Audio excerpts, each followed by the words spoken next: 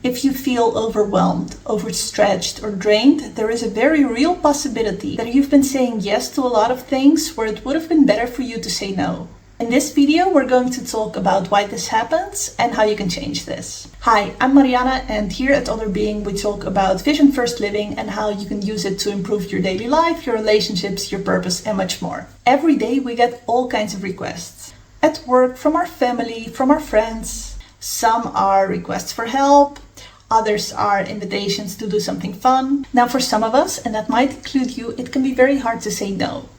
Maybe it's because of the culture you were raised in, or just because of the home you grew up in. People always expected you to say yes, or saying no was unsafe. Or maybe it's even because society as a whole places certain expectations on you. In that way, for instance, women are expected to often be more pleasing and accommodating than men. If you struggle with saying no, after a time, you start feeling drained.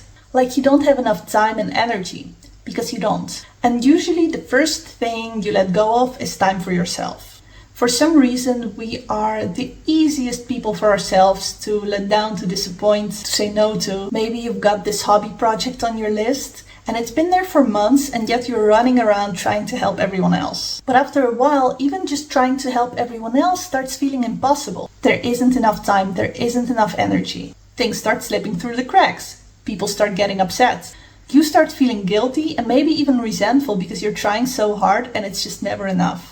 This is a burnout waiting to happen. So today, let's start talking about what you need to start saying no to people with confidence. And later in this video, I'm going to give you one reminder that's really going to change the way you see saying no.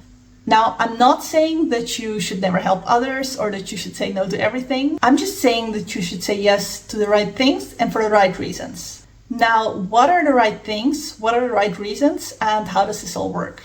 Let's unpack. The right things are things you want for yourself in life. Different people have different words for this, and I call it your vision. Your vision is a mashup of how you want to show up in different parts of your life. In your daily life, in your career, in your love life, when it comes to your family, and also when it comes to self-care. You get the gist.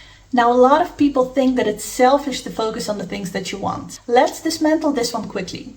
There is a difference between things that you want and things that only benefit you. If you were the kind of person who only wants things that benefit yourself, you wouldn't be watching a video about saying no. Things you want can absolutely involve what's best for others too. But you stay in the lead of what you say yes to. You don't just blindly say yes to any request. Moving on.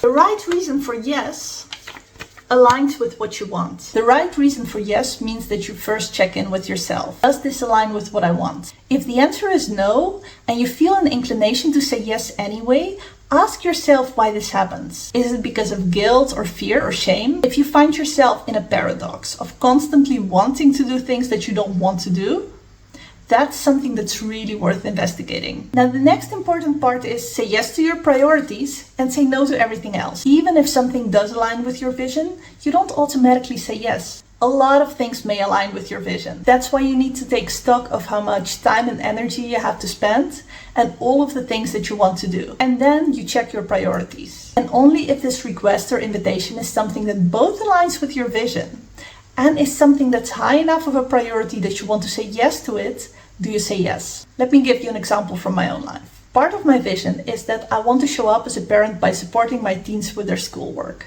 This is really high on my priority list. Now, if an acquaintance asks me to do their bookkeeping for them, that's not part of my vision. That's going to be an instant no. But even if someone invites me for board game night, which I generally love, but it happens during my kids' exam weeks, I'm going to check my priorities. In this case, my priority would be to stay at home and help my children, so I'd say no to the invitation. And finally, remember how I promised you a reminder that would change the way you look at saying no? Here goes. Saying yes is always also saying no. Always, no exceptions. You can only spend your time and energy once. So whatever you say yes to, you automatically say no to everything else.